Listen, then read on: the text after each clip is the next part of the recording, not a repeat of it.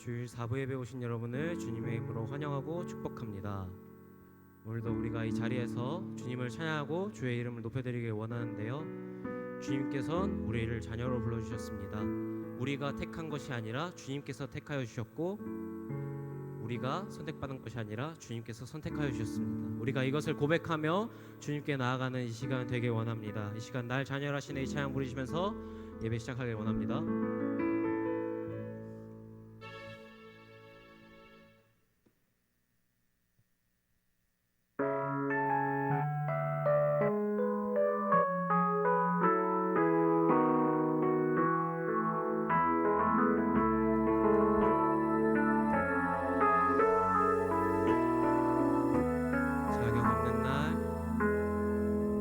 자격 없는 날 왕께서 반기시네.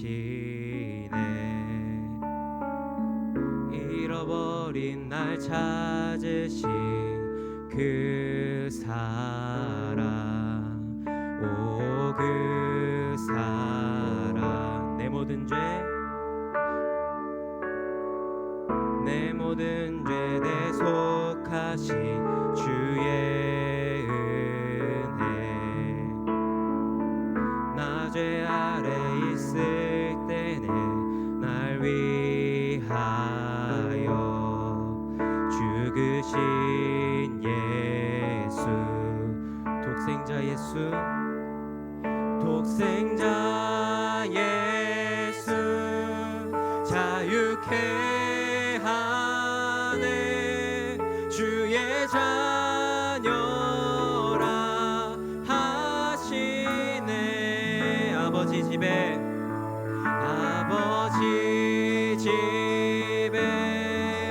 거할 곳 있네.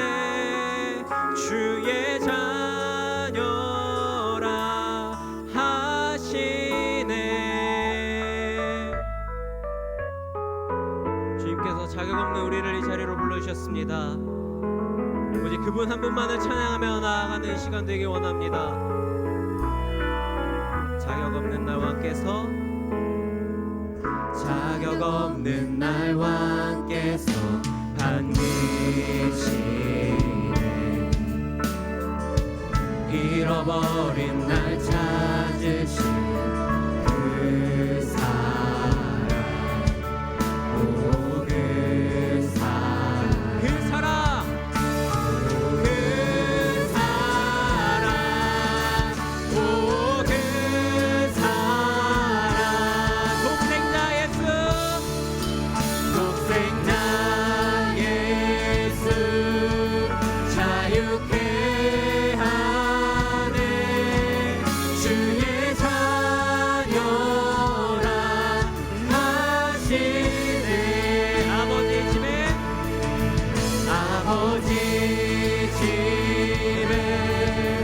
거할 곳 있네.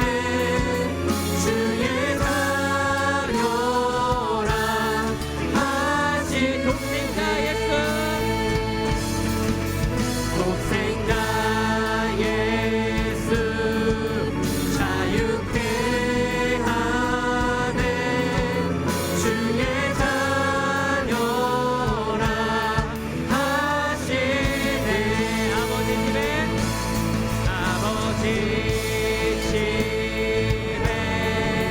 거할 곳 있네. 주의 자녀라 하시네. 아멘. 우리를 자녀로 부르신 그 주님만을 찬양하며 나아가길 원합니다.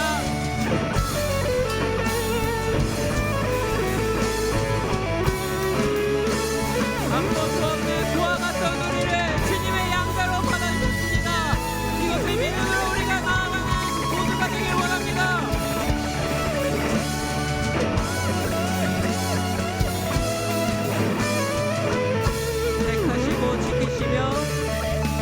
택하시고 지키시며 날 자녀라 하시네. 그의 소유 삼으시고 날 자녀라 하시네. 택하시고 지키시며 날 자녀라 하시네. 그의 소유 삼으시고 날 자녀라 택하시고 지키시며 날 자녀라 하시네. 그의 소유 삼으시고 날 자녀라 하시네. 독생자 예수 자유케 하네. 주의 자녀라 하시네. 아버지 집에 거할 곳 있네. 주의 자녀라 하신 독생자 예수 자유케 하네. 주의 자녀라 하시네. 아버지 집에 거할 곳 있네. 주의 자녀라 하신 독생자 예수 자유케 하네. 주의 자녀라 하시네. 아버지 집에 거할 곳 있네. 주의 자녀라 하시네. 아멘. 주님께서 오늘 자녀로 부르셨습니다. 그 앞에 나와 어둠을 벗어버리리. 주님의 사랑 나의 삶을 숨쉬게 하네. 생명의 주 찬양해. 아멘. 우리 이 시간 기쁨으로 박수며 주님께 나아갑시다. 주님의 음성에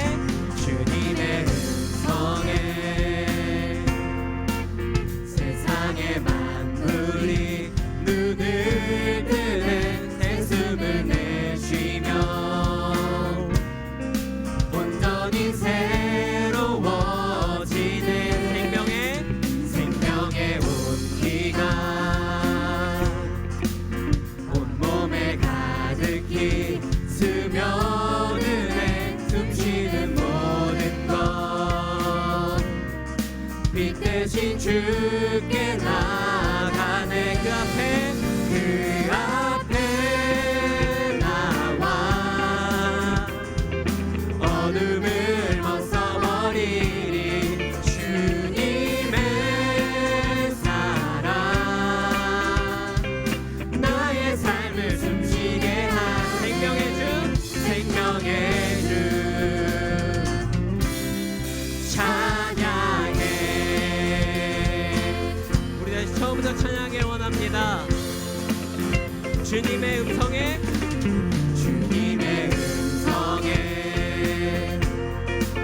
세상의 만물이 눈을 뜨네. 새숨을 내쉬며 온전히 새로워진 기적의 멜로디 그 없는 마음으로 고치시네.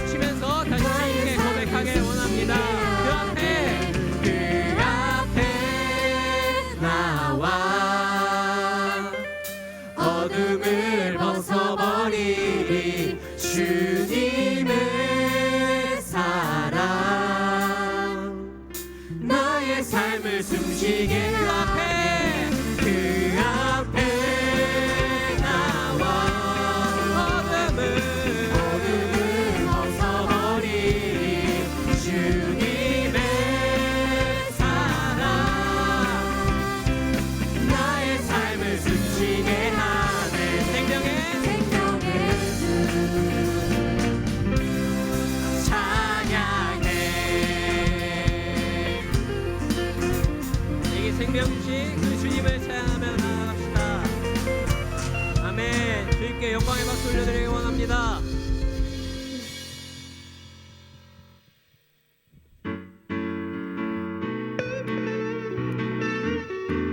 우리에게 영원한 생명 주시고 우리를 자녀 삼아주신 주님께 우리가 어찌 가만히 있을 수 있겠습니까? 주님께 감사함으로 나아가기 원합니다.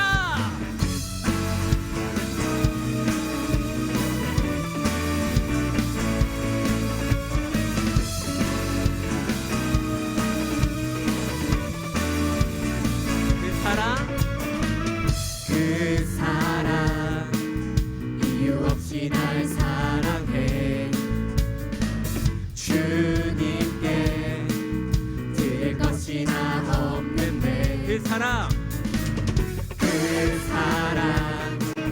이유 없이 날 사랑해 주님을 나도 사랑해 아무런 이유 없다니 믿어지나요 내게 찾아온 주님의 사랑 믿을 수 없던 그 사랑이 믿어지던 그 순간에 새 생명으로 태어났네 나는 주님의 어린 양 Thank you Lord Thank you Lord 나는 주님의 어린 양 Thank you Lord Thank you Lord Thank you Lord 사랑해 Oh yeah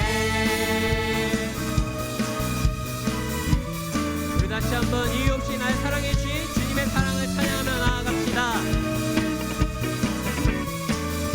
그 사랑 이유 없이 날 사랑해 주님께 드릴 것이 나 없는데 그 사랑 이유 없이 날 사랑해 주님을 나도 사랑해 아무런 이유 없다니 믿어지나요 내게 찾아온 주님의 사랑 믿을 수 없던 그 사랑이 믿어지던 그 순간에 새 생명으로 태어났네 나는 주님의 어린 양 Thank you Lord Thank you Lord 나는 주님의 어린 양 Thank you Lord Thank you Lord 사랑해 믿을 수 없던 그 사랑이 믿어지던 그 순간에 새 생명으로 태어났네 나는 주님의 어린 양 Thank you Lord Thank you Lord 나는 주님의 어린 양 Thank you Lord Thank you Lord 우리 박수내서 나아갑시다.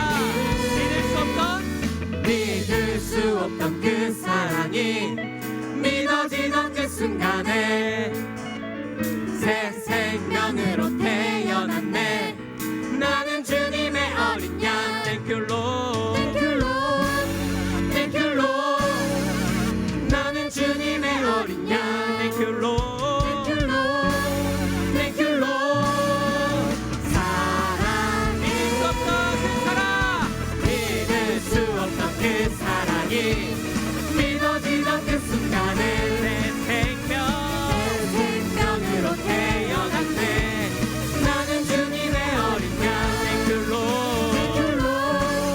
Thank you Lord 나는 주님의 어린 양 Thank you Lord. Thank you Lord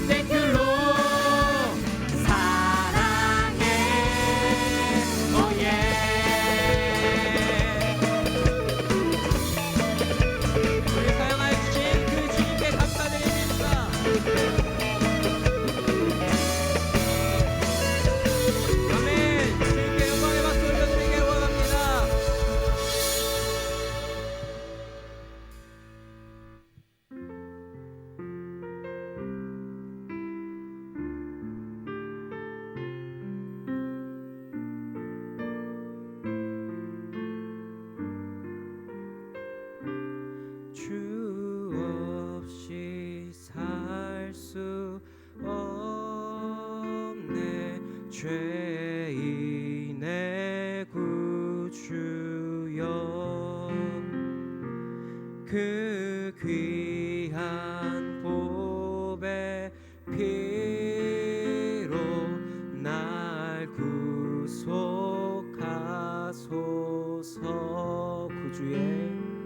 구주의 사랑으로 흘리신 보혈이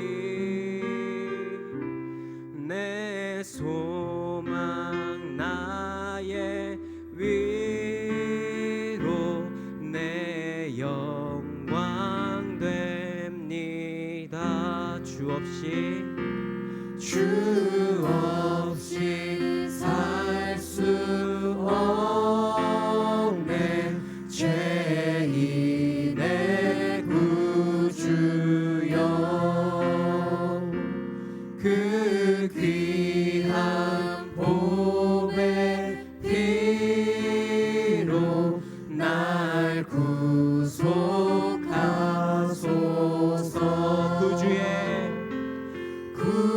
구주의 사랑으로 흘리신 보혈이 내 소망 나의 위로 내 영광 됩니다. 아멘. 우리 주님의 할 수 없는 존재들입니다. 이것을 고백하며 나아가는 시간 되길 원합니다. 주 없이 살 수 없네. 죄인의 구주여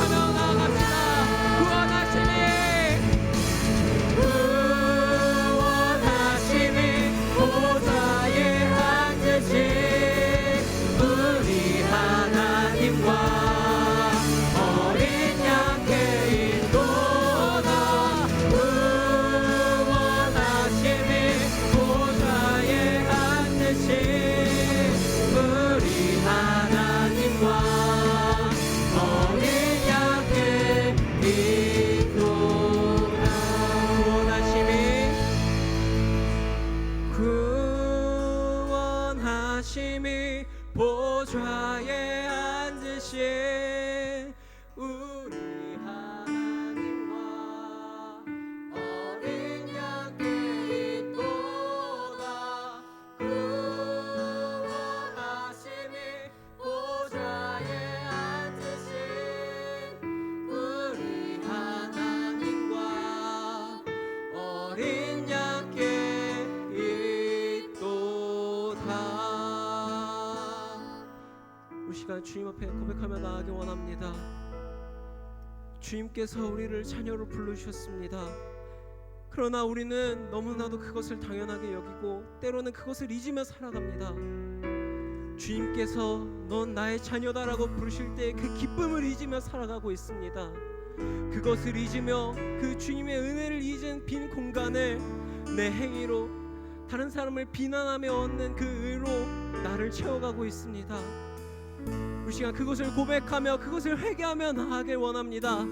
잊지 않아야 할 그 주님의 복음을 잊지 않으며 살아가길 원합니다.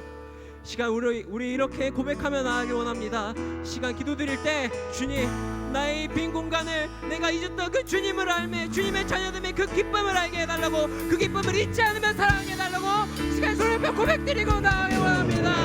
아버지,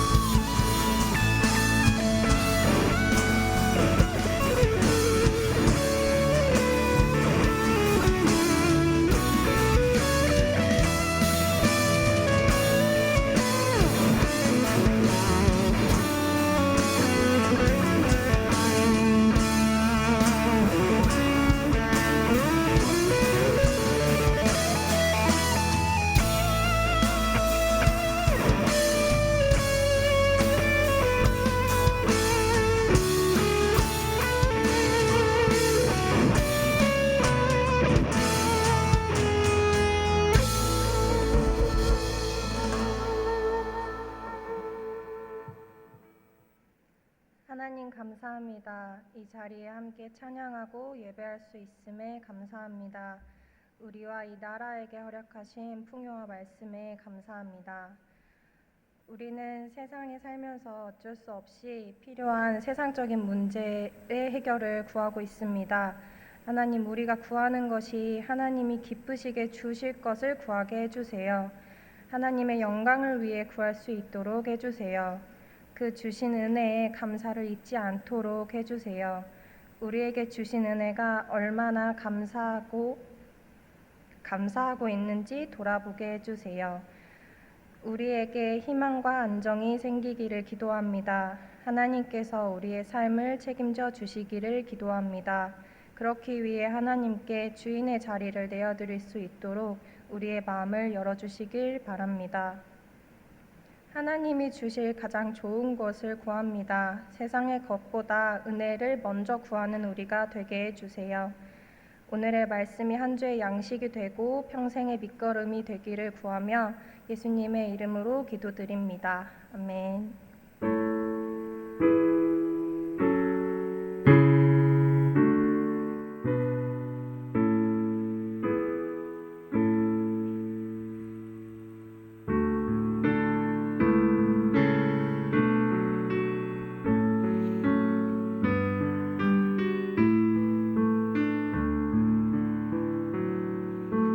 내게 있는 향유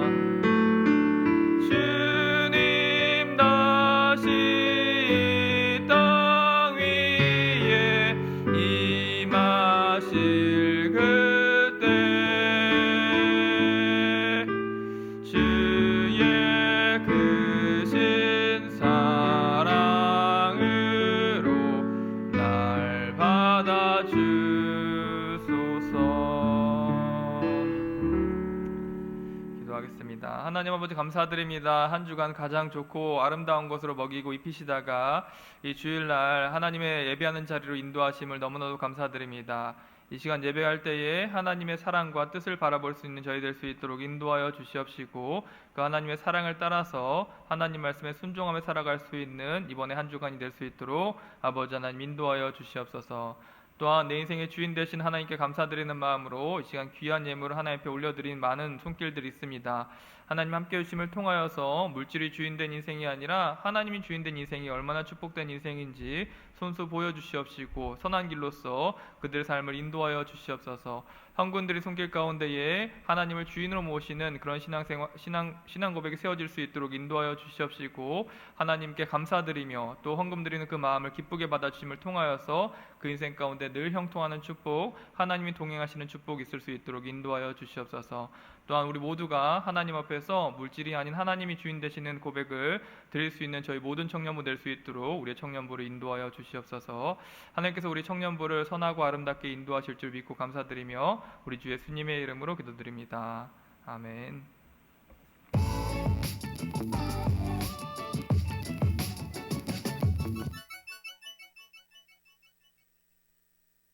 안녕하세요. 9월 둘째 주 소망 뉴스를 전해드리겠습니다. 내일부터 3일간 평창 한화 리조트에서 제58회 총회가 개최됩니다. 본교회에서 담임 목사님과 최근식 장로님, 전육일 장로님이 대의원으로 참석합니다. 은혜 가운데 모든 일들을 잘 마치고 돌아오도록 기도 부탁드립니다. 매주 화요일 저녁 9시부터 줌으로 인도자 교육이 있습니다. 하나님의 말씀을 잘 배워서 잘 가르치고 나눌 수 있기를 바랍니다. 이번 주 토요일에 50대를 위한 수련회가 10시부터 2층 바우롤에서 있습니다. 1층 게시판을 보시고 신청해 주시기 바랍니다. 회비는 만원입니다. 2023년 소망교회 정교인이 함께 만드는 단 한 권의 필사성경을 제작하고자 합니다. 성경 범위를 나눠서 한마음으로 필사하고 추수감사주일에 예배 중 봉헌식을 하겠습니다. 하나님의 말씀을 기록하며 은혜를 누리는 기회가 되시기 바랍니다. 9월 17일까지 1층 게시판에 신청해 주시고 펜과 필사용지는 9월 17일부터 사무실에서 받아가셔서 필사 후에 10월 15일까지 제출해 주시기 바랍니다. 말씀에 물들다. 2023년도 소망교회 전교인이 함께 만드는 단 한 권의 필사 성경책. 2023년 성경 필사 안내 영상입니다. 신청 기간은 9월 3일부터 9월 17일까지, 필사 기간은 9월 17일부터 10월 15일까지, 제출은 10월 15일까지 사무실로 가져오시면 됩니다. 신청 자격은 소망교회 교인이면 누구나 가능하며 신청 방법은 1층 게시판에 부착된 성경 필사 범위를 확인 후 신청하시면 됩니다. 성경은 꼭 개역 개정으로 추수감사주일 예배 중 성경 봉헌식을 합니다. 필사 시 주의사항입니다. 필사 도구는 통일하며 필사용지와 전용펜을 1층 사무실에서 받아가세요. 지워지는 펜이니 오타가 나면 펜 뒷부분으로 지우기. 필사용지에 구김이나 손때 등이 묻지 않도록 유의해주세요. 필사용지가 눌리지 않도록 밑에 받침을 대고 기록해주세요. 성경 말씀 필사자 이름, 장, 절을 기록해주세요. 장을 시작할 때는 중앙 부분에 한 줄로 기록, 장, 절은 페이지를 다 쓴 후 앞 뒷면에 기록해주세요. 제본 일정에 차질이 없도록 필사 마감일을 지켜주세요. 하나님의 말씀을 기록하며 은혜를 누리는 기회, 말씀을 마음에 새기는 은혜의 시간, 여러분을 초대합니다. 놓치지 마세요. 1층 로비에 바자회 기증품함을 마련해 두었습니다. 의류와 공산품을 많이 기증해 주시고 모든 기증품은 깨끗하게 세탁되고 파손되지 않은 물품들로 기증을 부탁드립니다. 여러분의 기증으로 바자회가 더욱 풍성해집니다. 많은 기증을 부탁드립니다.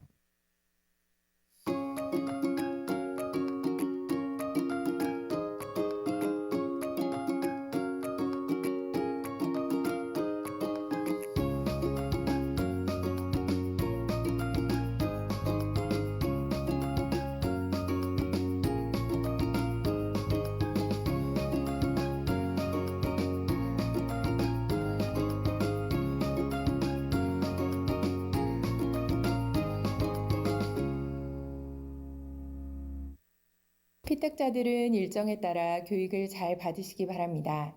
아울러 예배와 경건 생활에 본을 보이시기 바랍니다. 교육 장소는 3층 찬양대실입니다. 2023년의 표어는 신성한 성품에 참여하라이고 9월의 주제는 자원선용과 배려입니다. 이번 달에는 성경의 자원선용과 배려를 배워서 하나님이 주신 시간과 물질과 재능을 선용하고 남을 배려하며 살 수 있기를 바랍니다. 가을 어머니 기도회가 수요일 10시 30분부터 2층 요한홀에 서 있습니다. 자녀들을 위해서 간절히 기도하는 시간이 되시기 바랍니다. 금요 기도회에 자녀들과 함께 온 가족이 나와서 기도하는 시간을 갖기를 바랍니다. 하나님께 자녀와 가정을 맡겨드립시다. 주일 예배 시 노약자와 임산부를 위해서 교회 지하 주차장을 양보해 주시길 바랍니다. 지하 주차장에는 교회에서 발급한 주차 배려 가정 스티커가 있는 분만 주차해 주시기 바랍니다. 사도행전 강해라는 책이 이달 말에 출판이 됩니다. 출판 비용을 후원해 주실 분이 있으면 사무실로 연락 주시기 바랍니다. 이번에는 1,500부 정도 찍어서 총회 산하의 담임 목사님들에게 나누어 드려 내년도 목회에 도움이 되도록 하려고 합니다. 여러분의 협력을 부탁드립니다. 지난 8월까지 신학교 발전을 위한 1% 기부운동의 총 누계 금액은 4,801만 7,654원입니다. 감사합니다.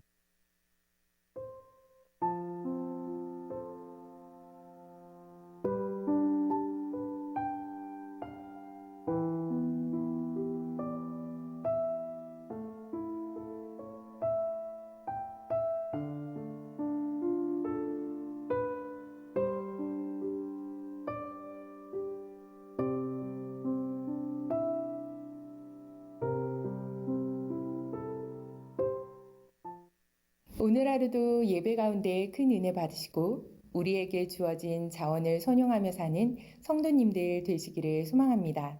감사합니다.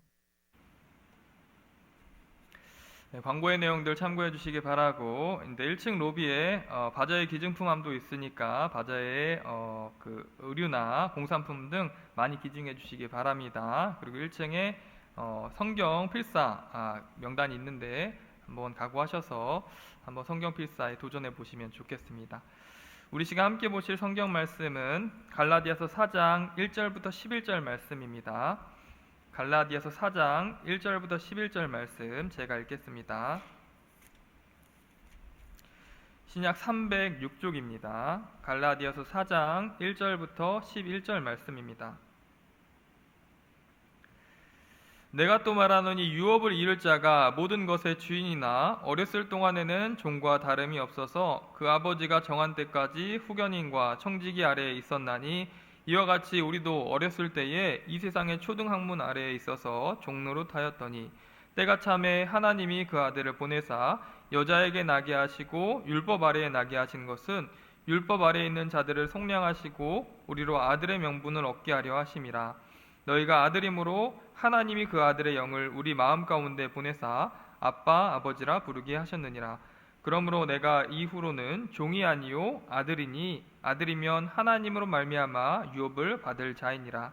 그러나 너희가 그때는 하나님을 알지 못하여 본질상 하나님이 아닌 자들에게 종노릇하였더니 이제는 너희가 하나님을 알 뿐 아니라 더욱이 하나님이 아신 바 되었거늘 어찌하여 다시 약하고 천박한 초등학문으로 돌아가서 다시 그들에게 종노릇하려 하느냐. 너희가 날과 달과 절기와 해를 삼가 지키니 내가 너희를 위하여 수고한 것이 헛될까 두려워하노라. 아멘. 우리는 오늘 본문을 포함해서 지금 3주에 걸쳐서 복음 중심의 삶에 대해서 말씀을 나누고 있습니다. 간단하게 흐름을 되짚어 보자면 첫 번째 주에는 복음 중심적인 사람은 삶이 변화된다라고 말씀을 나눴습니다. 이전 예수님을 모르고 믿지 않았었을 때에는 그 예수님과 전혀 상관없는 삶을 살아도 이상치 않지만 복음을 믿고 예수님을 구주로 영접한 사람은 그 삶이 예수님 중심적으로 복음 중심적으로 변화돼야 된다는 것을 나누었습니다. 둘째 주에는 그런 복음적인 변화를 적극적으로 방해하고 막아서는 강력하고 악한 대적자가 있는데 그것은 바로 교만이다 말씀을 나누었습니다. 교만한 바리새인들의 기도를 바라보며 세 가지 교만의 특징을 살펴보았는데 첫 번째로 교만한 사람은 하나님의 은혜에 감사할 줄 모르는 삶을 살았습니다. 하나님이 내 삶에 행하신 일, 그리고 장차 행하실 일을 기대하며 감사하기보다 내가 내 삶에 행한 일을 기념하고 기뻐하고 높이는 자가 교만한 사람이었습니다. 둘째로 회개할 줄 모르는 자가 교만한 사람의 특징이었습니다. 교만한 사람은 의로움의 기준을 하나님에게 두는 것이 아니라 이웃에게 둠으로 남과 자신을 비교하며 자기의 의로움을 주장했었고, 때문에 회개할 줄 모른다라는 특징이 있었습니다. 내가 왜 죄인인지 이해할 수 없었습니다. 나보다 더 못난 사람들이 그렇게나 많기 때문에 남과 자신을 비교하여 스스로 의롭다고 여기는 사람, 이런 사람은 회개할 줄도 모르고 그로 인한 은혜를 얻을 기회도 잃어버린 사람들이었습니다. 마지막으로 교만한 자는 하나님의 은혜를 구하지 않는 자가 교만한 사람이었습니다. 하나님의 은혜 없이도 잘 살아갈 수 있다는 그 뿌리 깊은 교만함이 있었고, 하나님의 인도하심이 없이도 나는 잘 살고 있다는 그 내면 깊은 교만함이 우리로 하여금 기도하지 않고 은혜를 구하지 않게 만들었던 겁니다. 이처럼 기도하지 않는 이유는 바빠서가 아니라 교만해서였습니다. 우리는 이러한 바리새인의 모습을 반면교사로 삼아 늘 교만을 경계하고 제거하는 삶을 살아야 하겠습니다. 오늘은 복음 중심적인 삶의 세 번째 시간으로 지난주에는 부정하고 멀리해야 될 교만함에 대해서 배웠다면, 이번 시간에는 긍정하고 늘 가까이하며 기억해야 될 것에 대해서 말씀을 나눠보고자 합니다.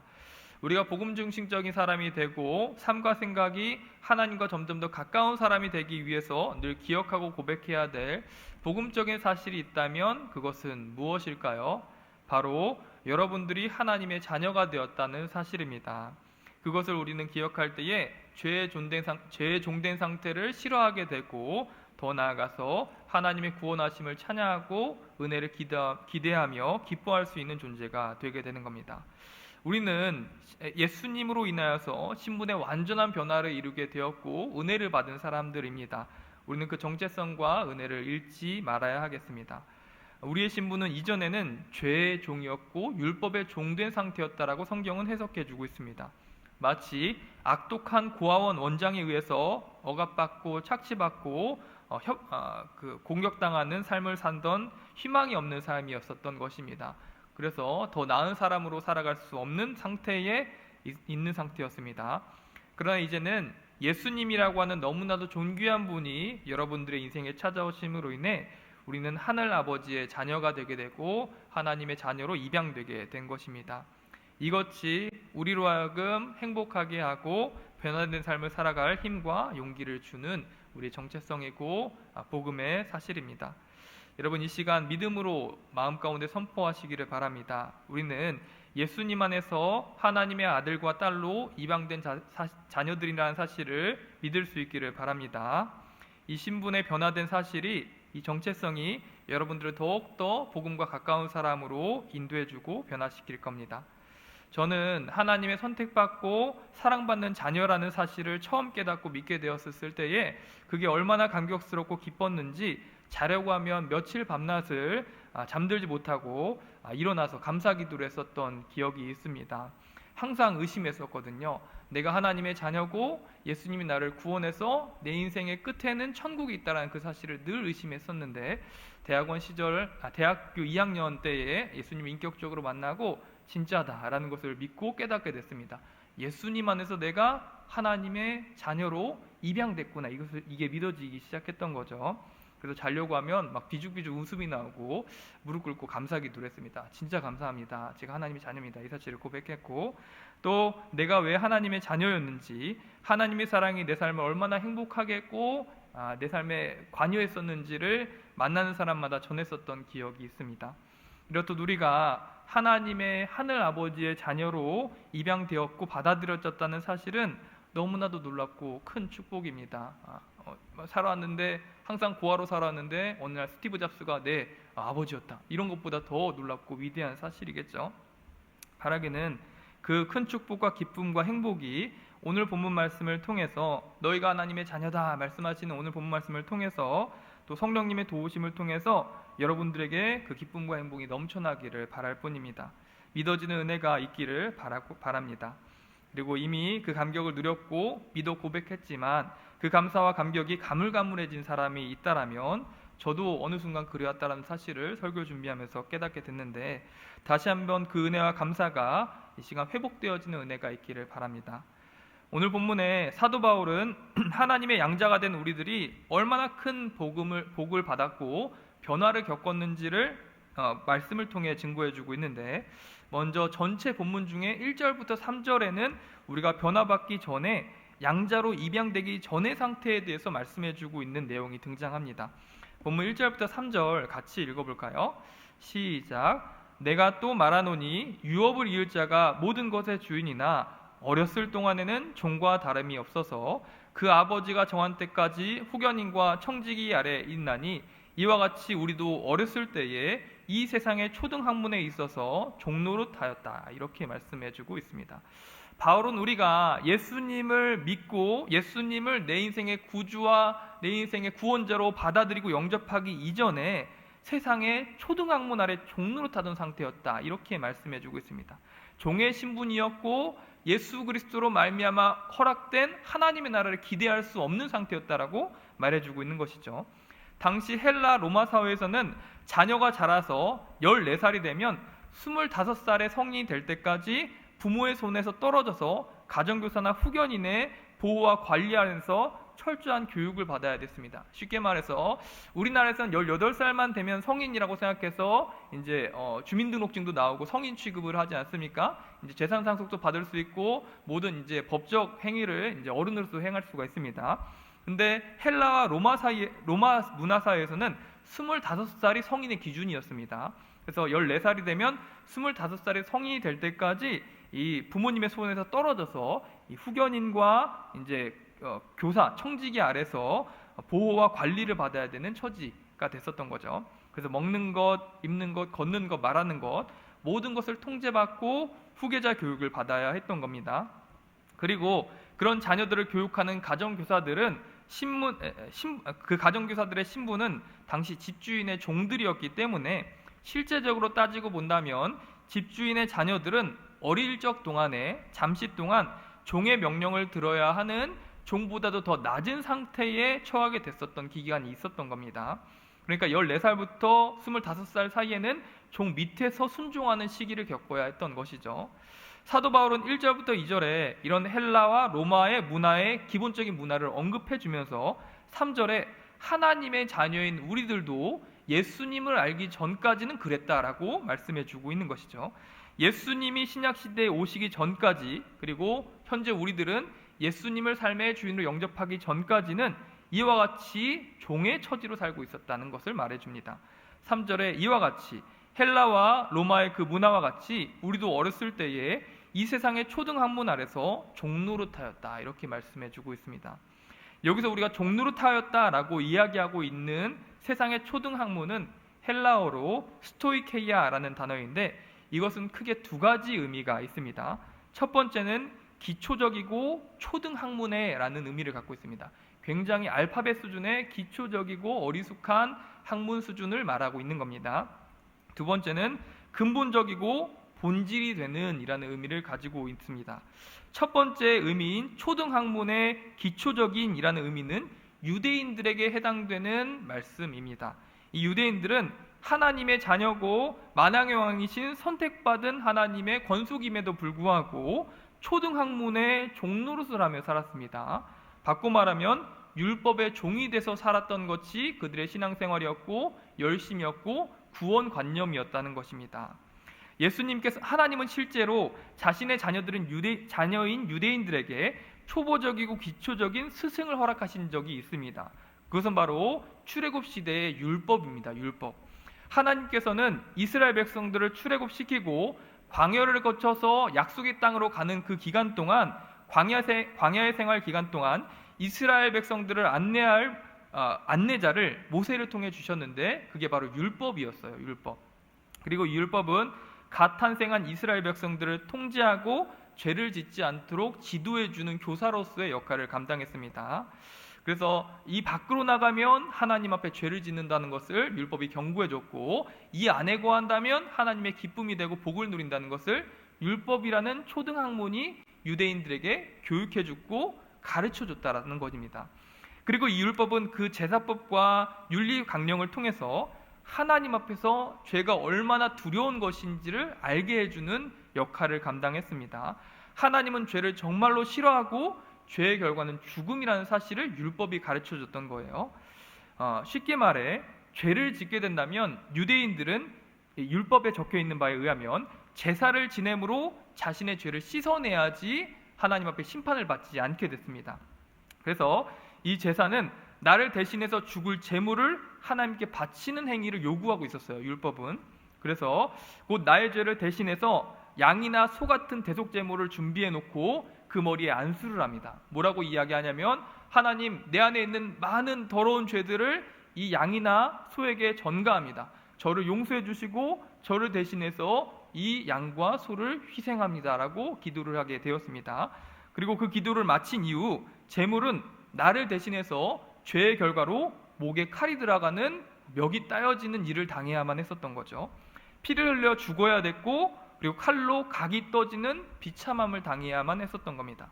그 모습을 보며 이스라엘 백성들은 율법과 그 제사법을 통해서 죄에 대한 두려움을 이 마음 깊숙이 간직하게 되었던 겁니다. 죄는 저렇게 목에 칼이 들어오는 죽음을 가져오는 게 죄라는 거구나, 이것을 깨닫게 했던 겁니다.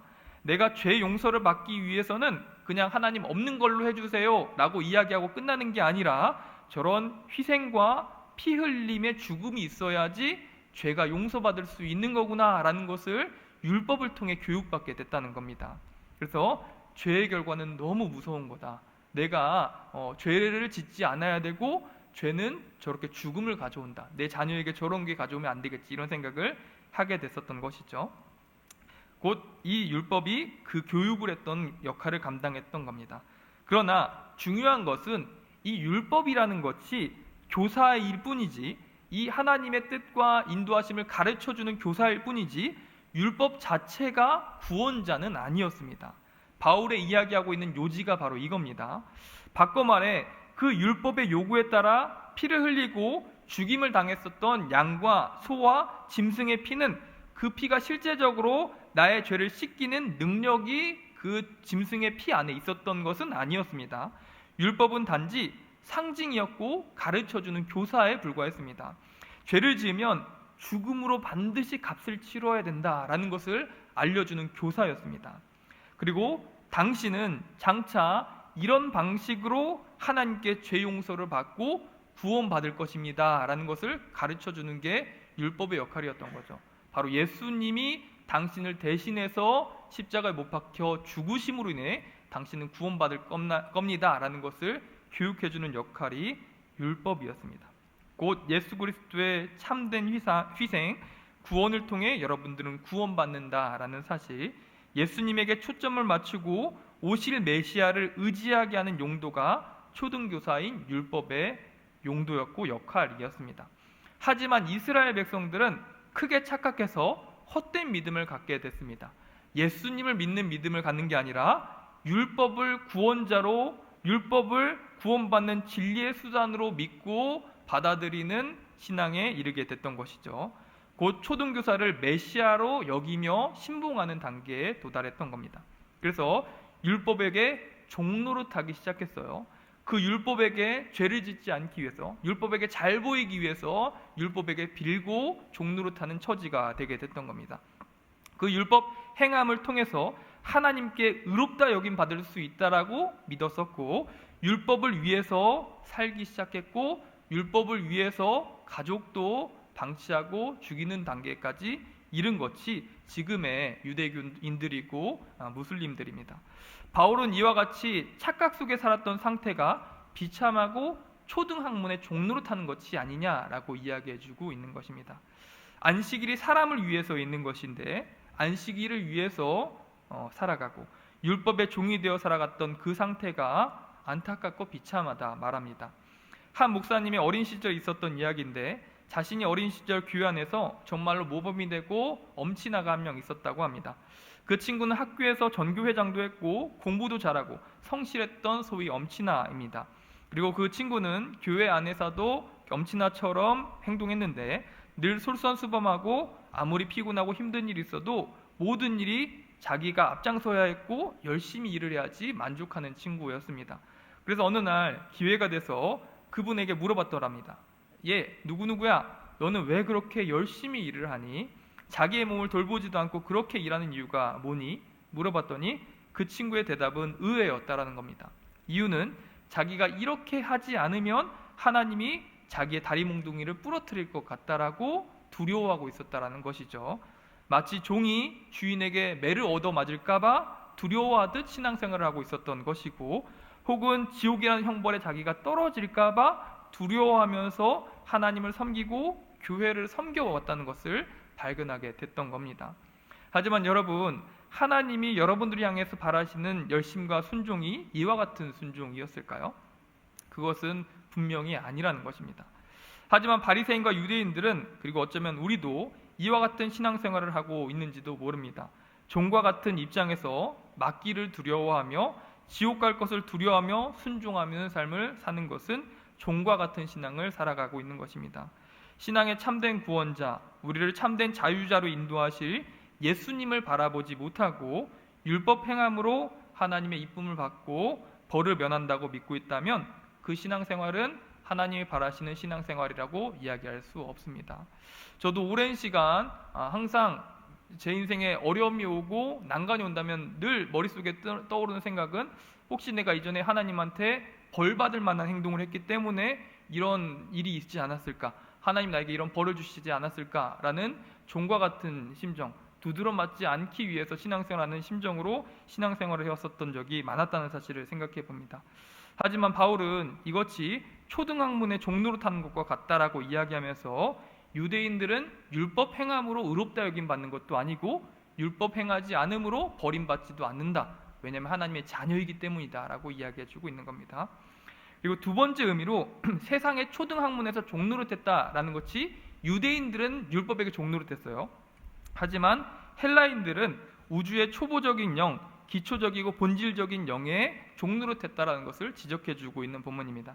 이것은 헬라인들에 해당되었던 착각이고 믿음의 형태였는데, 당시 헬라 사회에서는 우주의 근원이라고 숭배했었던 네 가지 요소가 있었는데, 물, 불, 흙, 공기가 우주를 형성하고 있는 본질적이고 기초적인 것이라고 여겼습니다. 그리고 이 우주의 근원들 뒤에는 1월 성신이라는 존재가 있는데, 그 존재가 우주의 이 네 가지 물과 불과 흙과 공기로 세상을 다스리고 있다라고 믿었던 것이 헬라인들의 철학이고 신앙이었습니다. 당시 유대인들은 율법이라고 하는 초등교사를 마치 메시아처럼 여기면서 율법에게 종노릇했었다면, 하나님을 모르는 불신자들은 이 기초의 영, 초보의 영을 우상으로 여기면서 숭배했던 것이 그들의 신앙의 형태라는 것이죠. 그래서 이방인들은 정령 숭배와 미신들에게 현혹되어서 하나님이 아닌 이런 세속적인 학문과 미신, 우상들을 하나님 대신해서 믿고 의지하며 살아왔던 것이죠. 자기가 정성을 들이고 그 우상 앞에서 제사를 드린다면 1월 성신이 자기의 인생을 보호하고 형통케 해줄 거라고 믿으며 살았다는 것입니다. 우리는 현 시대에도 이런 미신적인 신앙의 모습을 자주 발견하게 됩니다. 하나님이 아닌 것들을 자기의 구원자이며 메시아로 여기며 살아가고 있는 것이죠. 대표적으로 우리는 물질을 숭배하며 살아가고 있습니다. 돈을 모으고 저축을 잘한다면 돈이 하나님을 대신해서 내 인생을 지켜주고 인도해주고 형통케 해줄 것이라고 믿으며 살아가고 있습니다. 하지만 이것은 헬라인들이 하나님을 대신해 물과 불과 흙과 땅의 정령을 믿으며 살았던 신앙과 크게 다르지 않은 현 시대의 믿음의 생태입니다. 또 인맥을 쌓고 덕을 쌓다 보면 그런 것들이 나를 지켜줄 거라고 여기면서 인맥을 정령처럼 여기고 덕을 내 인생을 지켜줄 인도자와 구원자처럼 여기며 산다는 것이죠. 하지만 바울은 그와 같은 죄와 미신에 종되어 살아갔던 우리들에게 크나큰 은혜가 임했고 우리의 삶이 변화되어야 된다는 사실을 4절 말씀에 말씀해주고 있습니다. 4절에 때가 참에 하나님이 그 아들을 보내사 미신이 팽배하고 율법을 메시아로 여기는 그 신앙 가운데에 하나님이 하늘의 아들을 보내사 여자에게 나게 하시고 율법 아래 나게 하셨다 말씀합니다. 우리 본문 4절부터 7절 말씀 같이 읽어볼까요? 4절부터 7절 시작. 때가 참에 하나님이 그 아들을 보내사 여자에게 나게 하시고 율법 아래 나게 하신 것은 율법 아래 있는 자들을 속량하시고 우리로 아들의 명분을 얻게 하려 하심이라. 너희가 아들임으로 하나님이 그 아들의 영을 우리 마음 가운데 보내사 아빠 아버지라 부르게 하셨느니라. 그러므로 내가 이후로는 종이 아니요 아들이니 아들이면 하나님으로 말미암아 유업을 받을 자니라. 아멘. 하나님께서는 율법에 매어 살고 미신과 사탄의 종노릇하며 살던 희망 없던 우리들에게 구원해 주시고 자녀로 삼기 위해서 두 가지 은혜를 베푸셨는데, 큰 일을 두 가지 행하셨는데, 첫 번째로 4절부터 5절에 하나님의 독생자인 아들을 대속물로 보내주셨다라고 말씀해주고 있습니다. 그리고 두 번째로 6절 말씀에 그 아들의 영이신 성령님을 우리에게 보내주셔서 아빠, 아버지라고 부를 수 있게 해주셨다 말씀해주고 있습니다. 먼저 하나님께서는 자신의 아들 예수님을 이 땅에 대속제물로 보내주셔서 우리의 죄를 속량해 주셨고, 구약에서 율법이 보여줬었던 참된 구원을 이루어 주셨습니다. 그리고 속량하실 뿐 아니라 우리에게 아들의 명분을 얻게 해주셨다. 예수님으로 인해서 아들의 명분을 얻게 해주셨다 말씀해주고 있습니다. 여기서 아들의 명분을 얻게 했다라는 표현은 원어의 다른 표현으로 양자로 삼다, 입양하다라는 표현입니다. 즉 하나님께서는 자신의 친아들인 예수님을 희생하시면서 우리의 죄값을 속량해 주셨고, 더 중요한 것은 예수님 안에서 저와 여러분들을 자신의 양자로 입양해 주셨다라는 사실입니다. 5절에 예수님을 보내신 이유는 율법 아래에 있는 자들을 속량하시고 우리로 아들의 명분을 얻게 하려 하심이라. 율법 아래에 있는 자들을 속량하는 목적이 하나 있었고, 우리로 아들의 명분을 얻게 하려는 목적도 있었다 말씀해 줍니다. 여러분, 우리는 예수님이 없었다면 무슨 일을 하더라도 죽어 지옥 갈 비참한 처지에 있었던 존재입니다. 어느 날 책을 통해서 이야기했던 것처럼 잘해봐야 시체가 되겠지만 이라는 책의 고백처럼 이 세상의 많은 사람들은 아무리 잘하고 아무리 성공해봤자 시체가 된다라는 비관 속에 살아가고 있습니다.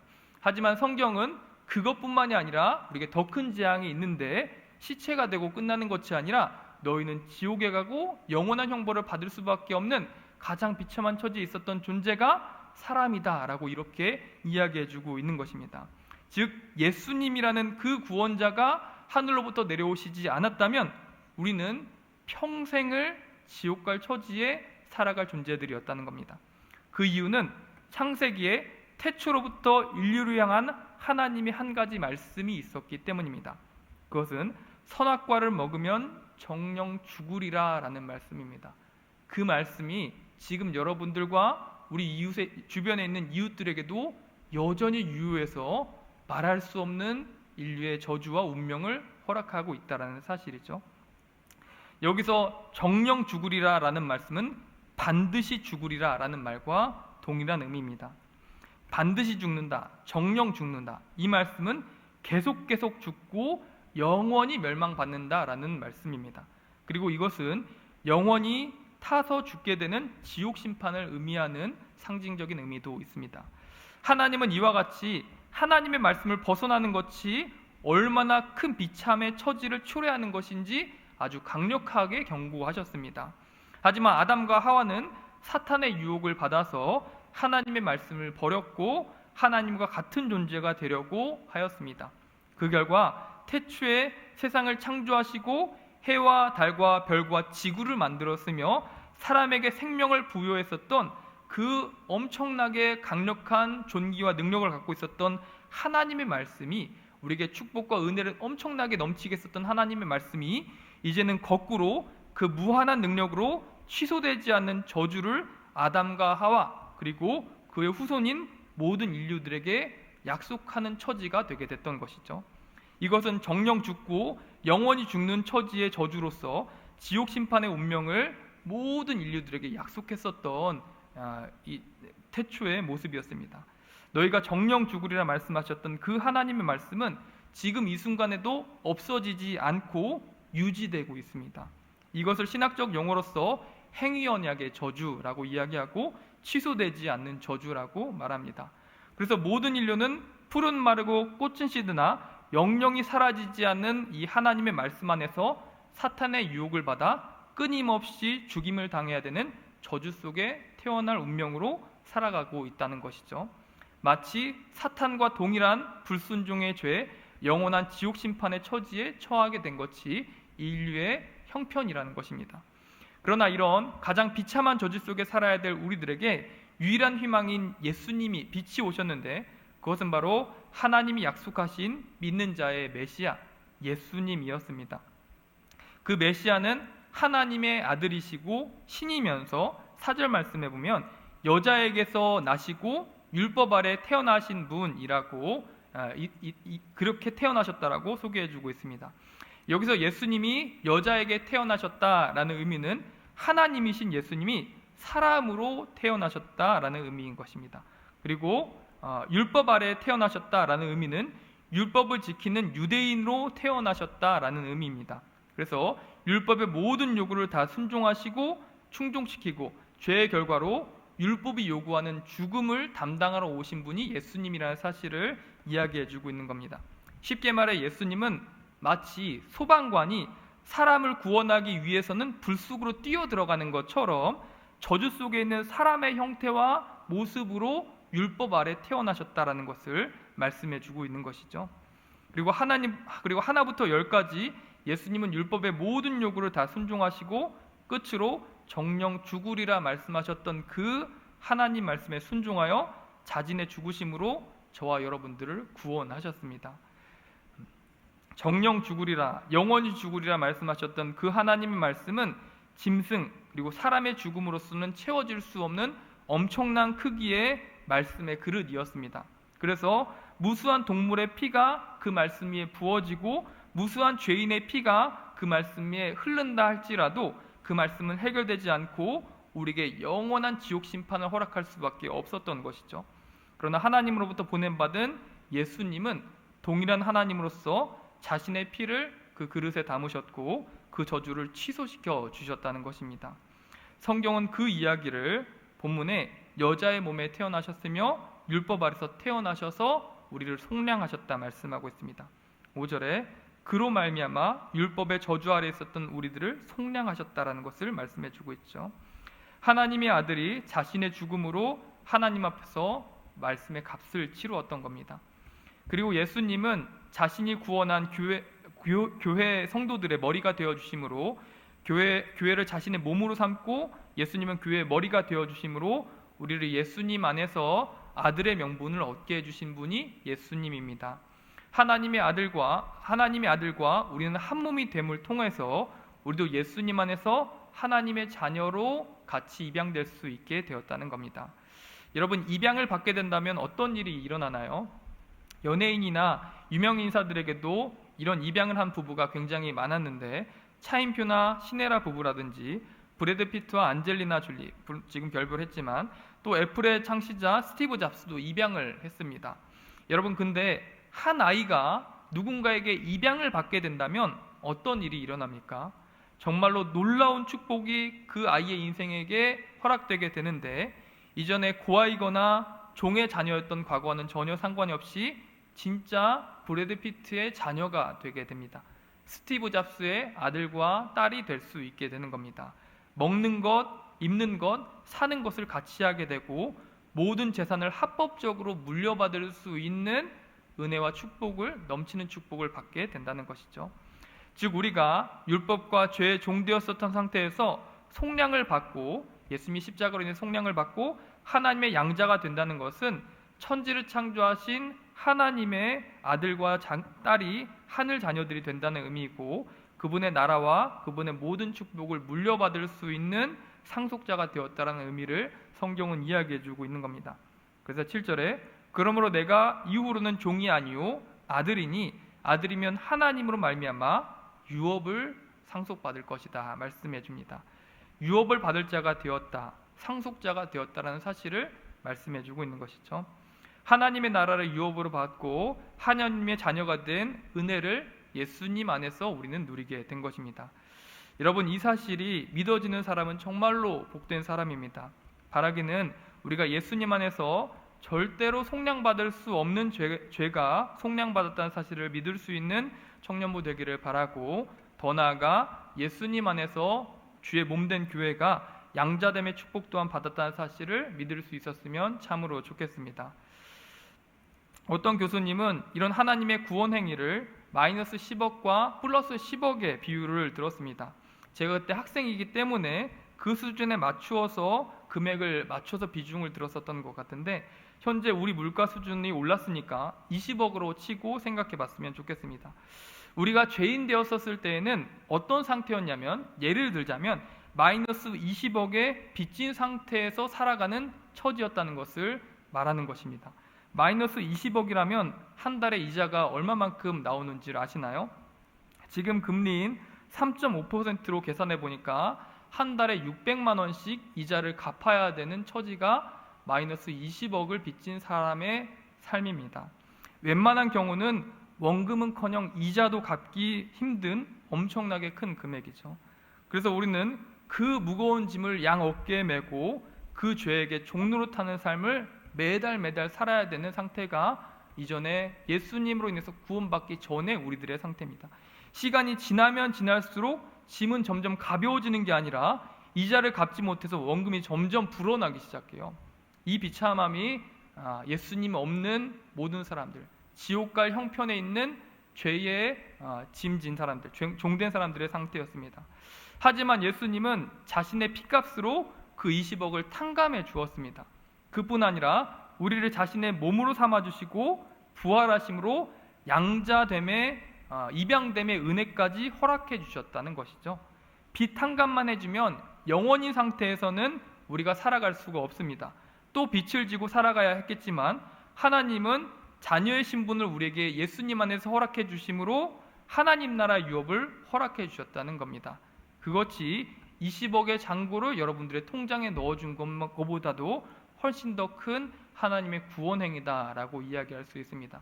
속죄하고 양자 삼아주심, 이것이 얼마나 풍성하고 큰 은혜인지 우리는 깨닫고 고백해야 하겠습니다. 우리가 죄를 속량함 받고 하나님의 자녀들이 되었다는 것은 그와 같은 의미입니다. 여러분들이 예수님 안에서 여러분들을 향한 영원한 죄사함에 허락된 줄을 믿으시기를 바라고, 예수님 안에서 하나님의 양자로 입양되어 하나님의 나라를 상속받을 상속자로 여김받은 자인 줄을 믿을 수 있는 사람 되었으면 좋겠습니다. 로마서에서는 이와 같은 큰 은혜를 누리기 위해서 우리에게는 믿음이 필요하다라는 사실을 말씀해 줍니다.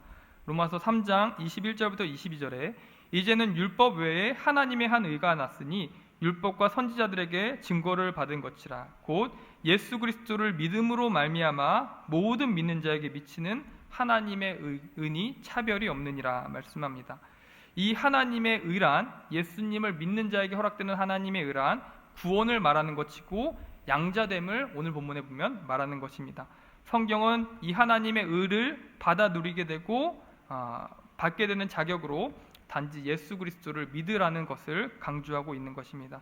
이 구원과 은혜는 곧 예수 그리스도를 믿음으로 말미암아 얻는 모든 믿는 자에게 미치는 하나님의 의다라고 로마서 3장 22절에 말씀해 주고 있습니다. 우리가 이 예수 그리스도로 말미암아, 우리의 구원자 되신 예수 그리스도로 말미암아 죄 속량함을 받았다는 믿음을 가질 수 있는 여러분 되시기를 바라고, 더 나아가서 하나님의 나라를 상속받았다는 사람으로서 살아갈 수 있는 여러분 되시기를 주님의 이름으로 축복합니다.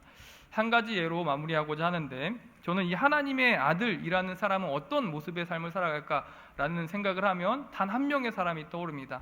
제가 대학교 시절 때 만났었던 성찬이라는, 여러분 모르니까 실명 거론하면 성찬이라는 친구인데, 그 친구는 진짜 대단한 친구고 하나님의 자녀다, 이런 생각이 들었었던 친구입니다.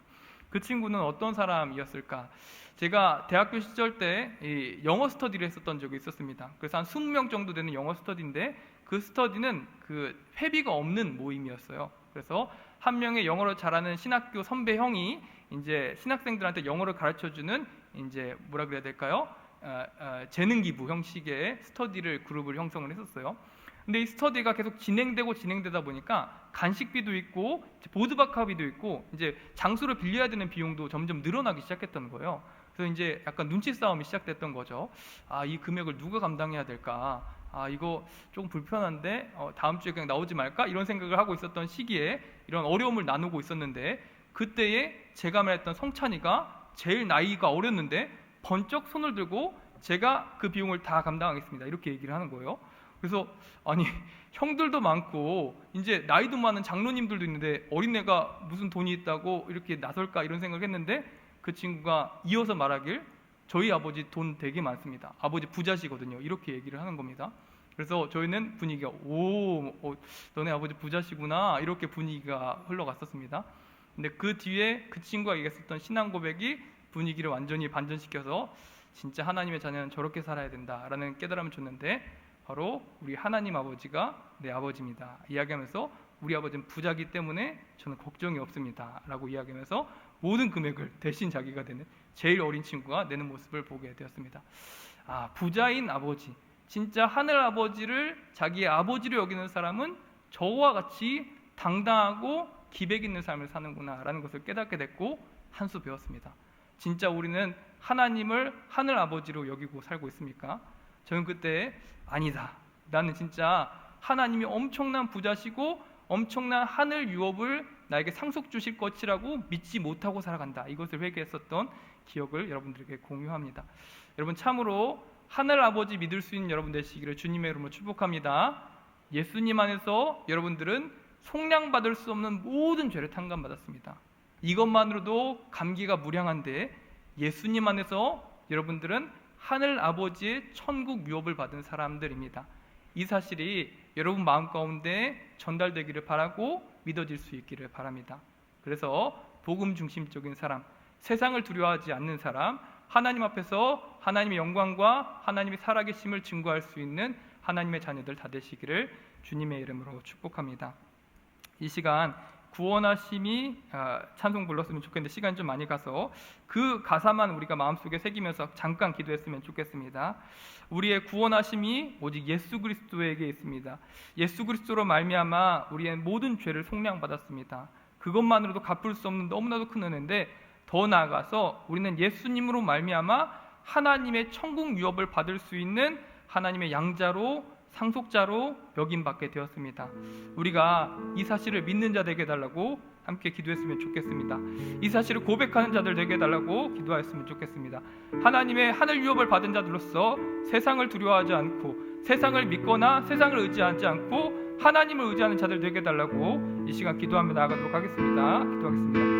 하나님 아버지 감사드립니다. 이 말씀 가운데에 우리의 믿음과 고백이 있음을 고백합니다. 아버지 하나님, 예수 그리스도로 말미암아 우리의 모든 죄가 속량받았음을 압니다. 우리가 이제는 그 예수님으로 말미암아 세상의 율법에 매여있지 않고 하나님의 이쁨 받으려고 하는 종된 모습으로 살아가지 않음을 고백합니다. 아버지 하나님, 우리가 예수님으로 말미암아 받았었던 그 속량함의 은혜들을 늘 기억하면서 이 시대를 살아갈 수 있는 하나님의 자녀들 될 수 있도록 인도하여 주시옵시고, 무엇보다도 예수님 안에서 하나님의 자녀가 되었고 하나님의 상속자가 되었다는 사실을 믿고 의지하는 자들 될 수 있도록 아버지 하나님 인도하여 주시옵소서. 세상을 두려워하는 자들이 아니라, 물질을 의지하는 자들이 아니라 하나님을 의지하는 자들 될 수 있도록 인도하여 주시옵소서. 하나님의 나라를 상속받았는데 우리가 무엇을 두려워하고 무엇을 근심하겠습니까? 하나님 아버지, 우리가 하나님의 자녀됨을 믿고 의지하는 자들 될 수 있도록 아버지 하나님 인도하여 주시옵시고, 그 모든 은혜가 예수 그리스도 안에서 이루어졌다는 그 사실을 믿어 의지하면서 오직 예수님을 바라보고 예수님이 주신 큰 은혜 안에서 우리가 감사 고백할 수 있는 믿음의 사람들 될 수 있도록 아버지 하나님 인도하여 주옵소서. 물질을 두려워서 덜덜 떠는 자들이 아니라, 세상을 두려워서 세상의 종된 자들이 아니라 하나님의 자녀들로서 이 세상을 구원하고 이 세상을 당당히 살아가며 하나님의 살아계심을 증거할 수 있는 자들 될 수 있도록 아버지 하나님 인도하여 주옵시고, 하나님의 자녀들로서의 품위와 하나님의 자녀들로서의 그 기백을 의지하면서 하나님 아버지 시대를 살아갈 수 있는 하나님의 살아계심을 증거할 수 있는 하나님의 자녀들 다 될 수 있도록 아버지 하나님 인도하여 주시옵소서. 하나님 아버지, 이 복음이 우리의 믿음이 될 수 있도록 인도하여 주시옵시고, 이 복음이 우리의 삶을 변화시킬 수 있도록 인도하여 주시옵소서. 더 이상 종된 삶이 아니라 하나님의 자녀의 삶을 살 수 있도록 인도하여 주시옵시고, 더 이상 세상을 두려워하는 삶이 아니라 하나님의 은혜를 의지하는 사람 될 수 있도록 아버지 하나님 이 시간 인도하여 주시옵시고, 내 마음 가운데 이 믿음을 위해서 더욱더 기도하는 자들, 하나님의 자녀들 다 될 수 있도록 아버지 하나님 인도하여 주시옵시고 축복하여 주시옵소서. 하나님 아버지 감사드립니다. 우리의 유일한 구원자이신 예수 그리스도를 보내심으로 말미암아 우리의 모든 죄를 속량하셨음을 믿을 수 있는 자들 되게 하심을 너무나도 감사드립니다. 이제 더 이상 죄의 종되고 율법의 종된 삶을 살아가는 것이 아니라 예수 그리스도 안에서 허락된 그 큰 은혜와 죄 용서함을 누리면서 이 시대를 자유하게 살아갈 수 있는 하나님 자녀들 될 수 있도록 인도하여 주시옵소서. 더 나아가서 예수님 안에서 하나님의 자녀와 하나님의 아들, 딸이 되었음을 믿음으로 고백할 수 있는 청년부 될 수 있도록 인도하여 주시옵소서.